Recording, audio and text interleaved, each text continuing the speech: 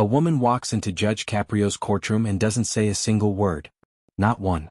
The tension is unbearable. Everyone thinks she's being disrespectful until they discover the truth. This isn't just about parking tickets. This is about sacrifice, courage, and what happens when a judge discovers true heroism standing right in front of him. It's a busy Thursday afternoon in April at Providence Municipal Court. Judge Frank Caprio is working through his docket when he notices a case. Isabella Martinez, multiple parking violations with unpaid fines totaling $360, and a note requesting accommodation. At exactly 2:15 p.m., the bailiff calls the case, and something unusual immediately captures everyone's attention. A young woman in her late 20s approaches the defendant's table with an unusual grace and quiet dignity. She's dressed professionally but moves with the heightened awareness of someone who experiences the world differently. Isabella Martinez has striking dark eyes that constantly scan the room, not with nervousness, but with the acute visual attention of someone who relies entirely on sight to understand her environment. She positions herself with perfect precision, facing directly toward Judge Caprio's bench. Behind her sits her older sister, Carmen, who glances anxiously between Isabella and the judge. "Good afternoon, Ms. Martinez," Judge Caprio says in his usual warm tone, but Isabella doesn't respond. Her eyes remain fixed on his face with an intensity that suggests she's trying to read something beyond words. The silence stretches. Courtroom observers begin to shift uncomfortably. Judge Caprio tries again, speaking more slowly and clearly. "Ms. Martinez, can you hear me?" Still no response. Carmen, watching from the gallery, begins to stand, but Judge Caprio gently raises his hand, sensing that something important is unfolding. "Miss Martinez," he says this time, ensuring she can see his face clearly. "Are you all right?" Isabella's response is subtle but unmistakable. She begins to move her hands in fluid, graceful gestures. Her fingers dance through the air with precise, meaningful movements that immediately reveal the truth.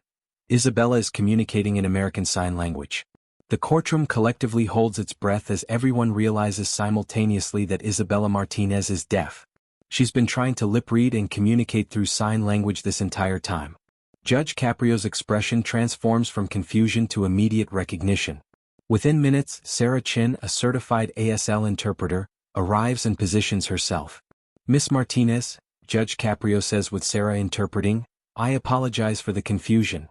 Please tell me how I can help you today." With Sarah interpreting, Isabella's story begins to unfold, and what emerges is far more complex and beautiful than anyone in the courtroom could have anticipated.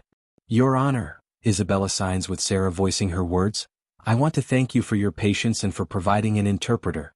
I know I should have requested one in advance, but I wasn't sure I qualified for the service." Judge Caprio gives Isabella his complete attention. "Ms. Martinez, I see here that you have multiple parking violations with unpaid fines totaling $360.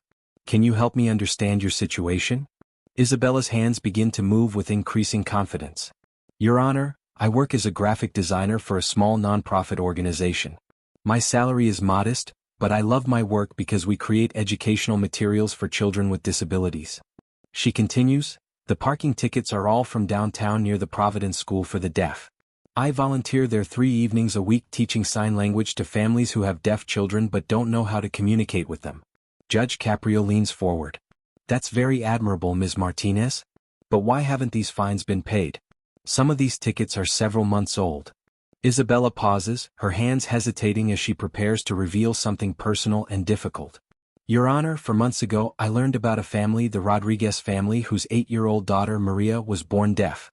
The parents had been saving for years to enroll her in a special language development program that cost exactly $360 per month, and the family was $60 short." Isabella's eyes fill with tears as she signs her response. "Your Honor, I gave them the exact amount I had saved to pay my parking fines. I couldn't let Maria miss this opportunity because I made mistakes with parking meters. In the deaf community, we understand that language development is everything. A deaf child has only a small window to develop language skills, and if we miss it, it's gone forever." The courtroom falls into complete reverent silence as everyone absorbs the magnitude of Isabella's sacrifice.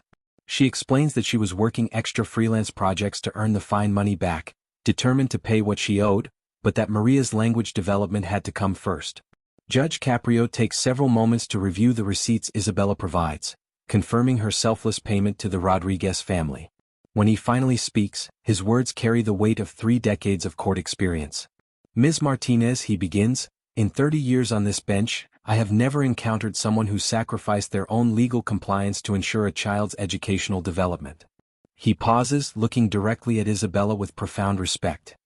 What you did wasn't just generous. It was an act of understanding. You recognized that Maria's language development couldn't wait, but parking fines could. He continues, for a deaf child, early language access isn't just education. It's the foundation for an entire lifetime of communication and opportunity. Isabella nods, tears streaming down her face, knowing the judge truly understands. Tell me about Maria now. How is she doing in the program? Judge Caprio asks. Isabella's hands begin to move with excitement and pride. Your Honor, Maria is reading at grade level now. She's making friends, participating in class discussions, and last week she told her parents in perfect sign language that she wants to become a teacher for deaf children. Judge Caprio stands and comes around his bench, a clear indication that this is no longer a standard case. The immediate aftermath becomes a beautiful example of how one person's generosity can inspire an entire community to action. As Isabella exits, she is approached by Dr. Amanda Foster, an audiologist, who offers free hearing evaluations for any family Isabella works with. Next, Mr. James Wilson, a local businessman, offers to create reserved parking spaces near the school specifically for volunteers like her, ending her parking troubles forever. The most touching response comes from an unexpected source. Maria Rodriguez herself, accompanied by her parents. 8-year-old Maria approaches Isabella and in clear, confident sign language tells her, Miss Isabella, because of you, I can tell my mama and papa that I love them. Before I could only feel it. Now I can say it. Isabella's story spreads, transforming her from a defendant to an advocate. Within days, she expands her volunteer work into an official part-time position at the School for the Deaf, coordinating family support services. 1 year later, Isabella returns to Judge Caprio's courtroom, not for legal troubles but for a celebration. The room is filled with families, community leaders, and the original courthouse staff. Judge Caprio beams as Isabella and Maria approach. The Isabella Martinez Language Development Fund, Isabella Signs, has helped 32 children access early intervention services. 9-year-old Maria steps forward and addresses Judge Caprio directly, Your Honor, because Mrs. Isabella helped me, I can tell you that I want to become a judge like you someday. Judge Caprio's eyes fill with tears. Maria, any courtroom would be lucky to have a judge who learned about justice from Isabella Martinez. He then presents Isabella with an official city proclamation. The City of Providence hereby declares this Isabella Martinez Day, recognizing your sacrifice for Maria Rodriguez and your ongoing service to families throughout our community. 2 years later, the Language Development Fund has helped over 100 children. Isabella, now working full-time as the Family Advocacy Coordinator, reflects, I wasn't trying to be heroic. I was simply responding to immediate need with immediate action. That's what advocacy should be, eliminating the gap between recognizing need and meeting it. Isabella Martinez showed the world that true justice isn't just about following rules. It's about recognizing when human compassion should guide our decisions.